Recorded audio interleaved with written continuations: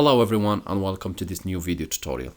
In this video guys, I'm going to show you how you can turn the internal hard disk of a faulty computer or an old computer into an external device for storing data or for just recovering the data which contains.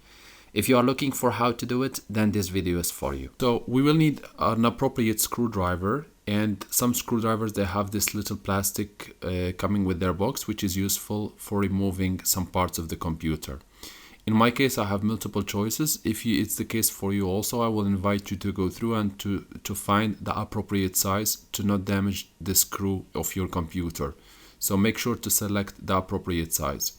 Once done, you can go ahead and try to open your computer. If you don't know how to open your computer, then you can just Google it and you will find videos about it. Do not try to force anything if it doesn't open easily with you, because sometimes you need to push up or push down or use a little plastic support to remove some parts of your computer. So if you are not comfortable with that, just go ahead, stop this video and go online and check how you can do it. Most computers, you can easily open them, as you can see in this video. So next step, I would just go ahead and remove the back of my the cover of my computer, and as you can see, this is the hard disk, and I will push from right and left side and push down and backward.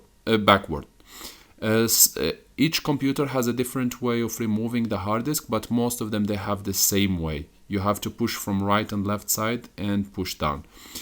Here I have this little box, which is just simply an adapter which costs about $5 to $6. You can buy it online, and with a SATA and USB also.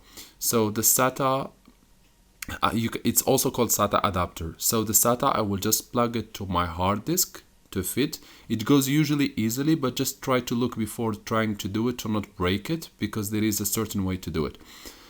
Now I'll just put my hard disk inside the box, and I will just go ahead and plug my hard disk to a computer to retrieve the data or to use it as a storage device.